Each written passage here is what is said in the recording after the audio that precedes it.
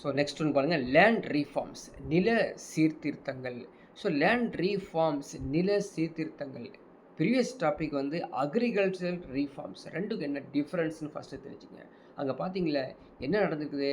Agricultural ரீஃபார்ம்ஸில் அது அது graphs இருக்கு இல்லையா, அந்த கிராப்ஸை எப்படி ப்ரொடக்ஷன் இன்க்ரீஸ் பண்ணுறது, அதான் மெயினான அங்கே இருக்குது. சரிங்களா? இந்த இடத்துல லேண்ட் ரீஃபார்ம்ஸ் அப்படிங்கிறது ஃபுல் அண்ட் ஃபுல்லு நீங்கள் ஐஎன்எம் இந்திய தேசிய இயக்கத்தில் கொஞ்சம் லேண்ட் ரிஃபார்ம்ஸ்லாம் பார்த்துருப்பீங்க. அதே தான் இங்கேயும் டச் ஆகும். ஓகேங்களா? ஸோ லேண்ட் ரீஃபார்ம்ஸ் அப்படின்னா என்ன அப்படிங்கிறது ஃபஸ்ட்டு தெரிஞ்சுக்கலாம். அதுக்கப்புறம் அதனுடைய கம்ப்ளீட் டீட்டெயில்ஸை நம்ம பார்க்கலாம். ஸோ லேண்ட் ரீஃபார்ம்ஸ் அப்படிங்கிறது வந்து ரீடிஸ்ட்ரிபியூஷன் ஆஃப் சர்ப்ளஸ் லேண்ட். ஏன்ட்ட வந்து தேவையில்லாமல் வேஸ்ட்டாக சும்மா போட்டு வச்சுருக்கிறேன். என்னது, ஒரு சைட்டு 2 சைட்டு அப்படி கிடையாது. பல ஏக்கர்கள், பெரிய பெரிய காடு மாதிரி. அங்கே பாருங்கள், அந்த கண்ணு கெட்டின தூரம் வரைக்கும் இருக்கக்கூடிய நிலங்கள் எல்லாம் என்ன தான், அந்த காடு தான் என்ன தான் அப்படின்னு சொல்கிறாங்க பார்த்தீங்களா, அவங்க தான். அதான் சர்ப்ளஸ் லேண்ட்ஸ். அந்த சர்ப்ளஸ் லேண்ட்ஸ் என்ன பண்ணுறாங்க, to small farmers and land less tillers, அவங்களுக்கு பிரித்து கொடுக்குறாங்க. அதான் வந்து லேண்ட் ரீஃபார்ம்ஸ். அதாவது என்கிட்ட வேஸ்ட்டாக இருக்கக்கூடிய, சர்ப்ளஸாக இருக்கக்கூடிய பெரிய பெரிய நிலங்கள், சரிங்களா, அந்த நிலங்கள், உபரி நிலங்களை வந்து விவசாயிகளுக்கு பிரித்து கொடுப்பது தான் லேண்ட் ரீஃபார்ம்ஸ். சரிங்களா? அப்போ என்ன ஆகும், லேண்ட் டென்யூர் சிஸ்டம்ஸ் என்னென்ன நடந்திருக்குது அதெல்லாம் தெரிஞ்சு வச்சுக்கணும். The systems of land ownership and management, அதான் வந்து லேண்ட் டென்யூர் சிஸ்டம். என்னென்ன நடந்திருக்குது அப்படி கொஞ்சம் பார்த்தோம்னா, ஹூ ஓன்ஸ் தி லேண்ட், நிலம் யாருக்கு சொந்தமானது. ஹூ கல்டிவேட்ஸ் தி லேண்ட், நிலத்தை யார் அறுவடை செஞ்சிட்ருக்காங்க. Who is responsible for paying the land revenue to the government, நில வருவாய் யாருங்க கவர்மெண்ட்டுக்கு செலுத்திட்டுருக்காங்க அப்படிங்கிற ஒரு 3 பாயிண்ட்டை டச் பண்ணுறாங்க. சரிங்களா? இந்த 3 பாயிண்ட்டை டச் பண்ணி தான் நம்ம வந்து ரீஃபார்ம்ஸ் கொண்டு வரோம். இந்த ரீஃபார்ம்ஸ் என்னதுங்க, ஜமீன்தாரி சிஸ்டம், மகள்வாரி சிஸ்டம், ராயத்வாரி சிஸ்டம். இந்த 3 சிஸ்டத்தை நம்ம எங்கே பார்த்துருப்போம், இந்திய தேசிய இயக்கத்தில் பார்த்துருப்போம். சரிங்களா? அதை எடுத்துகிட்டு தான் நம்ம இங்கே வந்து ரீஃபார்ம்ஸாக மாற்றுறோம். அங்கே வந்து ஆங்கிலேயர்கள் வந்து இந்த ஜமீன்தாரி முறையை கொண்டு வந்தாங்க அப்படிங்கிறத நம்ம பார்த்துருப்போம். ஆனால் இங்கே வந்து அதுதான் முக்கியமான ரீஃபார்ம்ஸாக மாறுது. இப்போ ஜமீன்தாரி சிஸ்டம், சரிங்களா, அதுக்கு இன்னொரு பெயர் வந்து land Lord system, land Lord tenant system, நில சுகாந்தார முறை அப்படின்னு. இந்த சிஸ்டம் யார் கொண்டு வந்தாங்க அப்படின்னா, பிரிட்டிஷ் ஈஸ்ட் இந்தியா கம்பெனி கொண்டு வந்தாங்க 1793. யார் இன்ட்ரடியூஸ் பண்ணாங்க அப்படின்னா, லார்ட் காரன் வேலிஸ் தான் அவர் இன்ட்ரடியூஸ் பண்ணார். அவர் இன்ட்ரடியூஸ் பண்ணும்போது ஜமீன்தாரி சிஸ்டம்னு கொண்டு வரல. அவர் கொண்டு வந்தது என்னன்னா, பர்மனண்ட் செட்டில்மெண்ட் ஆக்ட், அதான் நிரந்தர சொத்துரிமை சட்டம் அப்படின்னு சொல்லி 1793 ஈஸ்ட் இந்தியா கம்பெனி இருக்கும்போது காரன் வேலிஸ் கொண்டு வந்தார். அதுதான் இப்போ ஜஸ்ட் நம்ம என்ன பண்ணுறோம், the systems landlords or zamindars அப்படிங்கிற மாதிரி ஒரு சிஸ்டத்தை இன்றைக்கி பயன்படுத்திகிட்டு இருக்கோம், ஜமீன்தாரி முறை அப்படின்னு.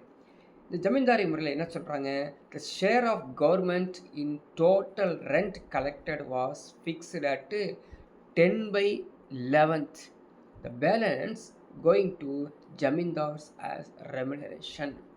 வசூலிக்கப்பட்ட நில வருவாயில் 11/10 முடிஞ்சு போச்சு. மொத்தம் 11 பங்குனா அதில் 10 பங்கே வந்து அரசுக்கு செலுத்தப்பட வேண்டுமா.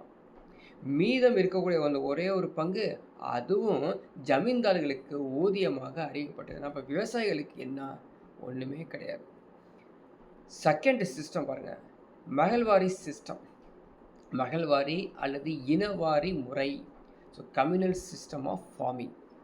இந்த இன்ட்ரடியூஸ் பண்ணுறது 1833. யாருன்னா வில்லியம் பென்டிக். ஸோ நான் ஹைலைட் பண்ணுறதெல்லாம் வந்து எக்ஸாமில் கேட்பாங்க. சரியா? 1833 வில்லியம் பென்டிக் அவர் தான் வந்து இந்த மகள்வாரி முறையை கொண்டு வர்றாரு. எங்கே இது இன்ட்ரடியூஸ் பண்ணுறாரு அப்படின்னு பார்த்தீங்கன்னா, சென்ட்ரல் ப்ரொவின்சஸ், மத்திய மாகாணம், நார்த் வெஸ்ட் ஃப்ரான்டியர், பஞ்சாப், கங்கைச்சிக் வேலி இந்த இடத்துல இந்த மகள்வாரி சிஸ்டத்தை கொண்டு வராரு. The Magalwari system had many provisions of both zamindari system and ryotwari system. So 2 பெனிஃபிட்டும் அதில் இருக்குதாம்மா. In this system, the land was divided into mahals. So mahal அப்படிங்கிறது நிலம். மகள்ங்கிறது நம்ம ஏற்கனவே இந்திய தேசிய இயக்கத்தில் படிச்சிருப்போம். மகள் அப்படிங்கிறது ஒரு அரபி சொல்லுது. அரபி சொல்லில் என்ன சொல்கிறாங்க அப்படின்னா, நிலம் இருக்குது பார்த்தீங்களா, லேண்டு. இந்த லேண்டை தான் மகள் அப்படின்னு சொல்லுவாங்க. இந்த system, the land was divided into mahal. Each mahal comprises one or more villages. ஒரு வில்லேஜாகவும் இருக்கலாம் அல்லது மோர் தென் 2 வில்லேஜஸாகவும் இருக்கலாம்.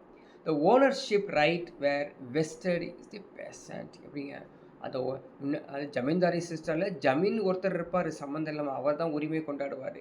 இங்கே யார் உரிமை கொண்டு வருவாங்கன்னா, உடைமை யார் வச்சுருக்காங்களோ அவங்களே வந்து ஓனர்ஸே வந்து உரிமை கொண்டு வருவாங்க. The village committee was held responsible for collection of taxes. The ownership of land was maintained by the collective body usual and the villages which served as the unit of the management. ஒவ்வொரு கிராமத்தில் இருக்கக்கூடிய நிர்வாகம் செய்கிறவர்களாம் ஒன்று சேர்ந்து அந்த வருவாயை எடுத்துகிட்டு போய் கவர்மெண்ட்டுக்கு கொடுப்பாங்க. அந்த குழு மாதிரி இருப்பாங்க. இந்த விவசாயிகள்லாம் பிரித்து கொடுத்து அவர்களிடமிருந்து வருவாயை பெற்றுத்தருவது அரசுக்கு செலுத்திட்டு வரதான் இந்த செகண்டாக சொன்னோம் இல்லையா, நம்ம ஜமீன்தாரிக்கு அடுத்ததாக இருந்தக்கூடிய அந்த ராயத்வாரி சிஸ்டத்துக்கும் முன்னாடி இருக்கக்கூடியது, அது பேர் என்னங்குது, அந்த சிஸ்டத்துக்கு பேர் மகள்வாரி சிஸ்டம். ஓகேங்களா. ஸோ 3வது சிஸ்டம் வந்து ராயத்வாரி சிஸ்டம், ஓனர் கல்டிவேட்டர் சிஸ்டம். ராயத்வாரி சிஸ்டத்தை யார் இன்ட்ரடியூஸ் பண்ணுறாங்கன்னா, தாமஸ் மேன்ரோ 1820. இவர் என்ன பண்ணுறாருன்னா, ராய்ட்ஸ்னா கல்டிவேட்டர்ஸ்னு அர்த்தம். Were reorganised the properties and their lands and was made directly responsible of the state of the payment of the land revenue. அதே மாதிரி தான் யார் வந்து மகசூலை, யார் வந்து அதிகமாக பயனாளிகள் விவசாயிகள் மகசூல் எடுக்கிறாங்களோ அவங்களே நேரடியாக நீங்கள் வந்து டேக்ஸை பே பண்ணணும். Government received rights to enhance or reassess the rent by law.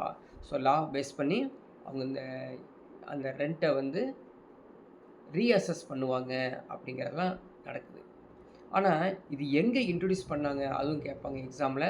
So Madras, Bombay, Assam, Coorg ப்ரொவின்சஸ்லாம் இது பிரிட்டிஷ் இந்தியா கொண்டு வந்தாங்க. ஸோ இது என்ன அப்படின்னு பார்த்தீங்கன்னா, நிறைய பிரச்சனைகள் இருந்தது. என்ன பிரச்சனைகள்லாம், அதிக கட்டணங்கள் கொடுக்க வேண்டியாச்சு. பணம், கடன் வழங்குடைய நிலத்தை வந்து கையகப்படுத்திடுவாங்களாமா, அவங்க எடுத்துக்குவாங்களாமா. The system was initially introduced by Tamil Nadu. முதல்ல தான் தமிழ்நாடு மெட்ராஸில் தான் கொண்டு வந்தாங்க. இம்முறை வந்து நிலத்தை சொந்தம் கொண்டாடும் உரிமை, நிலத்திற்கான கட்டுப்பாடு நில உரிமையாளர்களே இருந்ததாமா. There was a direct relationship between owners and government மாதிரி இருந்தது. சரிங்களா. அதுக்கப்புறம் 1894 நிலம் கையகம் படுத்துதல் சட்டம் அப்படின்னு கொண்டு வந்தாங்க. இதில் வந்து நிலத்திலிருந்து இடம்பெயர்ந்த நபர்களுக்கு மறுவாழ்வு அளிக்கப்படாமல் இருந்ததாமா. கட்டாயப்படுத்தியிருக்காங்க, நீங்கள் வந்து நிலத்தை வந்து கொடுத்துடணும் அப்படின்னு. இந்த லேண்ட் ரீஃபார்ம்ஸில் என்ன முக்கியமானது அப்படின்னு பார்த்தீங்கன்னா, அவங்க ஒரு ஃபிக்ஸ் பண்ணி வைக்கிறாங்க வரையறைக்கப்பட்ட நிலங்கள், அதை தான் பயன்படுத்தணும். நிலத்தின் உற்பத்தி திறனை அதிகரிக்கணும். அதே மாதிரி அனைத்து விதமான சுரண்டல்களையும் ஒழிக்கணும். விவசாயிகள் நிலத்தை வைத்திருக்கும் அமைப்பு வந்து உருவானது. இந்த சிஸ்டம்லாம் அவங்க கொண்டு வந்தாங்க.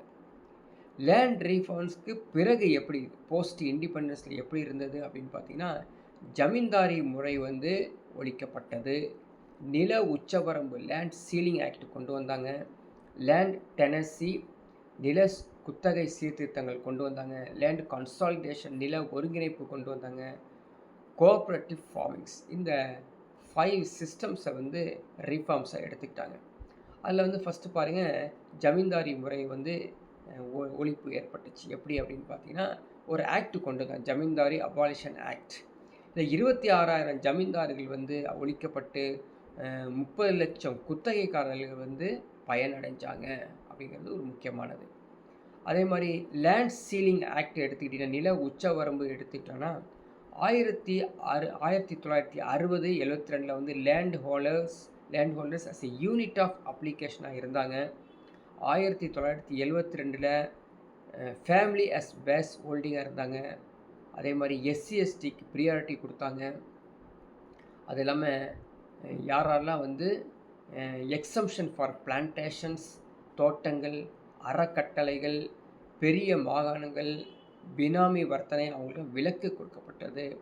அதுக்கப்புறம் வந்து லேண்ட் டெனன்சி ரீஃபார்ம்ஸும் கொண்டு வந்தாங்க. ஸோ இதில் வந்து நிறைய இலவச சேவைகள், பிகாரின்னு சொல்லக்கூடிய இலவச சேவைகள் எல்லாத்தையும் இந்த சீர்திருத்தத்தில் கொண்டு வந்தாங்க. நிறைய ரெகுலேஷன்ஸ். என்ன regulation? The regulation of rent a fixed 1/6 to 1/4. So 6க்கு 1 அப்படி இருந்தது 4க்கு 1 மாற்றுறாங்க. Security to tenures, encourages investment a productivity. Operation Barga, நான் வச்சுக்கோ. ஆப்ரேஷன் பர்கா ஆல்ரெடி எக்ஸாம்பிள் கேட்டு வச்சுருக்கிறான். ஆப்ரேஷன் பர்கா அப்படிங்கிறது வந்து உற்பத்தி திறன், அதாவது இந்த லேண்ட் டென்யூர்ஸோடைய உற்பத்தி திறன் அதிகப்படுத்துவது. அதுக்காக தான் ஆப்ரேஷன் பர்கான்னு சொல்லி கொண்டு வந்தாங்க. ஸோ கான்ஃபரன்ஸ் லேண்ட் ஓனர்ஷிப், நில உரிமையாளர்கள் வழங்குதல், இதுவும் வந்து இந்த ரீஃபார்ம்ஸில் சேர்ந்தது. அதுக்கப்புறம் உங்களுக்கு கேள்விப்பட்டிருப்போம், இதுவும் வந்து ஐஎன்எம்மில் இருக்குது. பூதான் கிராமன் மூமெண்ட், அதாவது பூமி தானம் கிராம தானம் இயக்கம் சொல்லி கொண்டு வந்தாங்க. வாலண்டியரை வந்து ஒரு இயக்கம் கொண்டு வந்து 1951 வாலண்டியராக வந்து எனக்கு வந்து சர்ப்ளஸ் இருக்க நிலத்தை நானே வந்து கொடுத்துட்றேன் அப்படிங்கிற கொண்டு வந்தாங்க. அதுக்கப்புறம் லேட்டஸ்ட்டு லேண்ட் ரீஃபார்ம்ஸ் எடுத்துக்கிட்டோன்னா, so digitisation of land records கொண்டு வந்துட்டாங்க. எல்லாமே வந்து பதிவுகள் டிஜிட்டல் மயமாக்கப்பட்டது. Land titling records to land holders under வந்து SVAMITVA. ஸோ இந்த ஸ்கீமை நீங்கள் மனப்பாடம் பண்ணி வச்சுக்கணும். இதோட அப்ரிவேஷனும் தெரிஞ்சு வச்சுக்கணும். SVAMITVA. இந்த ஸ்கீமு எதை குறிக்குது அப்படின்னா லேண்ட் ரீஃபார்ம்ஸை குறிக்குது அப்படிங்கிறது தெரிஞ்சு வச்சுக்கணும். அதே மாதிரி 2013 லேண்ட் அக்விசேஷன் ஆக்ட் 2013 இதையும் வந்து லேண்டு ரீஹெபிலிட்டேஷன் ரீசெட்டில்மெண்ட்டுக்கும் பயன்பட்டுச்சு. அதுக்கப்புறம் வந்து நடுவில் இருக்கக்கூடிய இடைத்தரகர்கள் வந்து ஒழிக்கப்பட்டது. ஸோ அபாலிஷன் ஆஃப் இன்டர்மீடியேட்ஸ்லேருந்து கொண்டு வந்தாங்க. இதுக்காக ஒரு சட்டமே ஏற்கப்பட்டது. 44th கான்ஸ்டியூஷனல் அமெண்ட்மெண்ட் வந்து எலிமினேட்டட் தி ரைட் டு அக்யூர். அதே மாதிரி article 31 was replaced, article 19 was amended. So article 300A அதை வந்து இன்சர்ட் பண்ணாங்க. இந்த ஒரு பாயிண்ட்டு முக்கியமானது. இதை பேஸ் பண்ணி கொஸ்டின் கேட்பாங்க. சரியா? அதே மாதிரி பார்த்திங்கன்னா நிறையா ரீஃபார்ம்ஸ்லாம் கொண்டு வந்திருக்காங்க. டெனன்சி ரீஃபார்ம்ஸ் கொண்டு வந்தாங்க. குத்தகை சீர்திருத்தம் கொண்டு வந்தாங்க. லேண்ட் சீலிங் அண்ட் டிஸ்ட்ரிபியூஷன், ஒருத்தர் வந்து எவ்வளோ தான் லேண்ட் இருக்கணும் அப்படின்னு கொண்டு வந்தாங்க. அதே மாதிரி கன்சாலிடேட் பண்ணாங்க. நில உடைமைகளை வந்து ஒருங்கிணைச்சு யாருக்கெல்லாம் என்னென்ன வச்சுருக்கணும் அப்படின்னாங்க. அதே மாதிரி லேண்ட் அக்விசேஷன் ஆக்ட் 2013 அது பிரகாரம் சட்டமும் கொண்டு வந்தாங்க. LA act 2013 can be used for acquisition of land only for public purpose project, அதுக்காக கொண்டு வந்தாங்க. ஸோ இன்னொரு பாருங்கள், பப்ளிக் ப்ரைவேட் பார்ட்னர்ஷிப் அதுவும் கொண்டு வந்து இந்த ப்ராஜெக்ட் ஒன்று தனியாக கொண்டு வந்தாங்க. அந்த ப்ராஜெக்டில் வந்து அட்லீஸ்ட் 70% வந்து எல்லோரும் ஒத்துக்கிட்டாங்க. அதோடைய முக்கியமான சைலண்ட் ஃபீச்சர்ஸ் அப்படின்னு பார்த்தீங்கன்னா காம்பன்சேஷன்ஸ் வந்து கொடுத்தாங்க. மார்க்கெட் வேலியில் என்ன இருக்கோ அதை பேஸ் பண்ணி அர்பன் நிலம், ரூரல் நிலம் எல்லாத்துக்கும் கொடுத்தாங்க அப்படிங்கிறது இந்த ரீஃபார்ம்ஸ் மூலமாக தெரிஞ்சுக்கலாம் நீங்கள். ஸோ இதோட கம்ப்ளீட்டாக லேண்ட் ரீஃபார்ம்ஸும் கம்ப்ளீட்டாக முடியுது. ஸோ இதோட ப்ரீவியஸ் இயர் கொஷின்ஸ் ஒரே ஒரு கொஷின்ஸ் தான் பார்த்துருக்கோம். ஸோ ஆப்ரேஷன் பர்கா அப்படிங்கிறது என்ன, எதை தொடர்புடையது அப்படின்னு கேட்டிருக்காங்க.